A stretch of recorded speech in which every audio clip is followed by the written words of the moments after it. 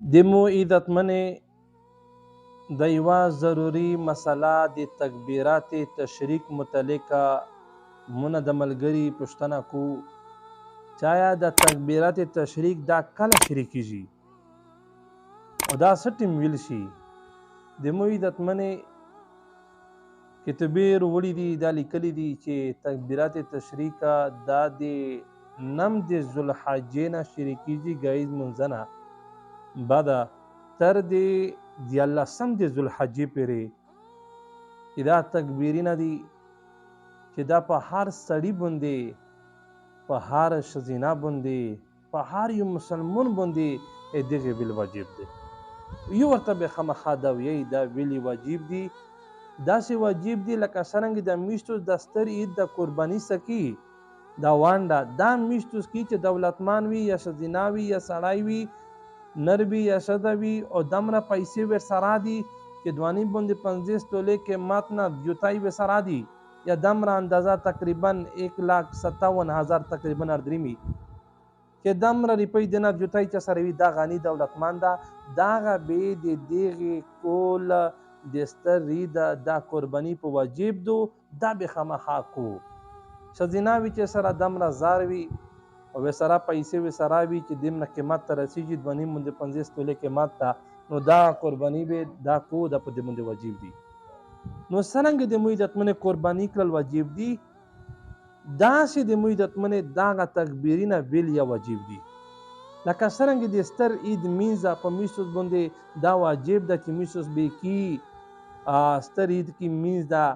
او دا خامخا به کې واجب ده چې وینه کې ګونګوري چې داسې د مو عزتمنې تکبیرونه ویل د هر منځ نه بعده د 15 ورځې په 23 مانځي شي تقریبا دا ویل واجب دي نو دی وجه نه مو عزتمنې میشتوس نه پاتې نشي دا تکبیرونه د میشتوس شاش چې 2024 کول ده میز د علماوی د شمالي وزیرستان متفقه فیصله چې کوم سور د مخ مش کړی دو او ورسره د خیبر پختونخوا ورسره مفتی پپلزی صاحب شهاب الدین پپلزی صاحب او ورسره د پاکستان سمرا علما دي او هلال کمیټې د کوم اعلان کړی دا په 7 تاریخ باندې میز هم په 7 تاریخ باندې اعلان کړی دا نو هغه 7 تاریخ دریم رضاردریمی برود سوموار نو دا تکبیرونه د عید ورځ نه یوه ورځ مخکې شریک کیږي د عید درې ورځې چې تېرې شي د نه بعده یوه ورځ بعده بیا ویل شي یعنې درې ورځې عید ده یوه ورځ مخکې یوه ورځ وروسته دا تکبیرونه بالواجب دي چې هغه نم د ذوالحجه سبو اتوار ده دویم ورځ دو ګهیز منځ نه بعده به سړی به په جماعت شي یا په اجتماعي منځ شي یا په انفرادي منځ شي د فرد منځ نه بعده به یو ورته ویایي په زیټه باندې کچېرې امام ته ور په زړه وي امام به په زیټه ویایي چې مقتدیونو ته ور په زړه شي چې هغه وویایي او کچېرې امام نه پوتې شو مقتدیون به په زیټه باندې ویایي چې امام ته ور په زړه شي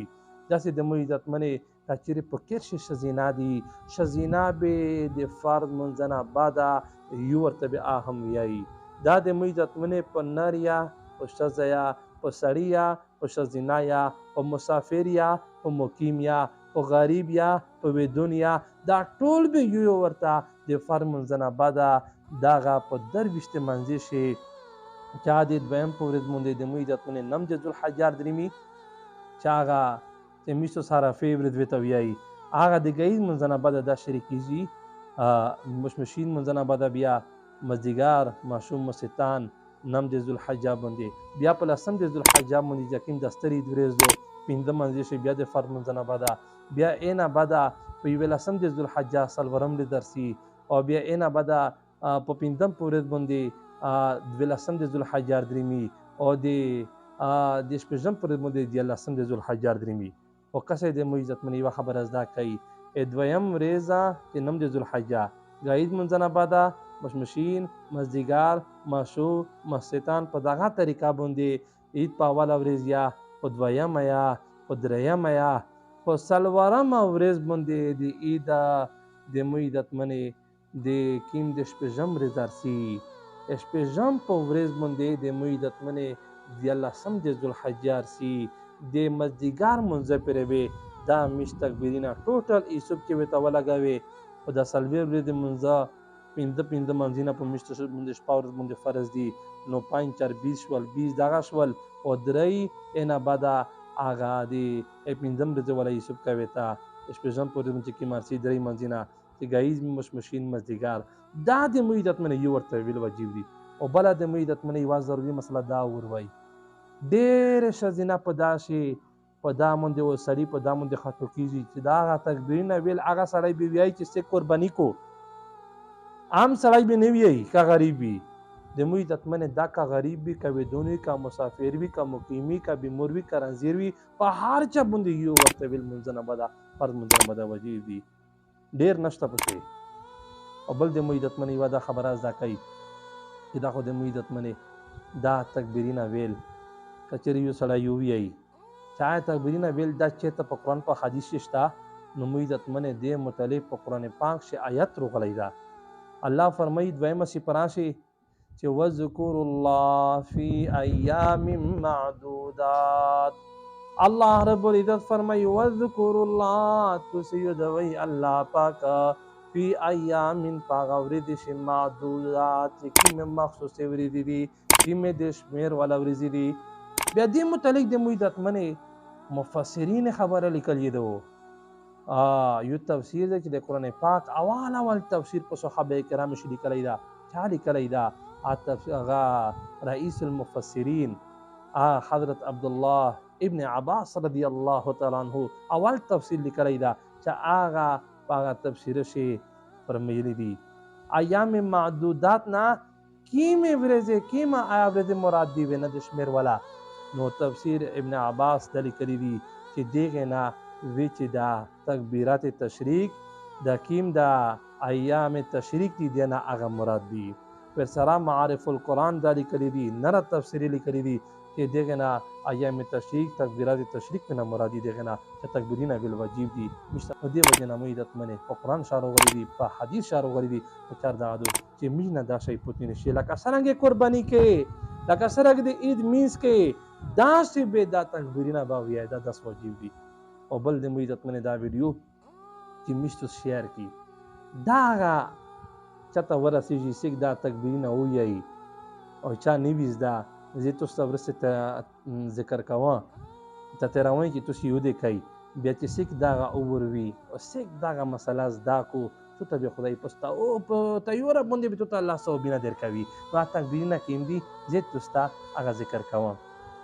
الله أكبر الله أكبر لا إله إلا الله والله أكبر الله أكبر ولله الحمد يورته ویلی بیا ته بیا کسا الله أكبر الله أكبر لا إله إلا الله والله أكبر الله اکبر ولله الحمد د مو عزت منه دا کلمه کچا یو دوای شو یو د بکو کچا یو دوای نشو د مو عزت منه چې ته په جماعت شي په کاغذګي باندې ولیکي په کاغذ باندې او میز اغاز کې په جماعت شي لاکی منځنه بدا چې چا نیویز دا بي ویني ابه تراوی پته اور به سم میستو ملاویږي نو میستو دا په چا د کاغذ باندې ولیکي او لاکیا کې په جماعت شي او اینا بدا او دا ویډیو شیر کی چې خلک ته ورسیږي نو الله د مشته د عمل توفیق نصیب کو دا د نم د ذوالحجه ثبوت ویم ورځ نه شریکیږي د الله سم د ذوالحجه شپږم پورې د مزدګار د منځپره نو الله د مشته عمل کو توفیق نصیب کو واخر دعوانا ان الحمد لله वीडियो के नीचे सब्सक्राइब के बटन पर क्लिक करें बेल के आइकॉन पर क्लिक कीजिए ताकि हर नई वीडियो की नोटिफिकेशन आपको मिल जाए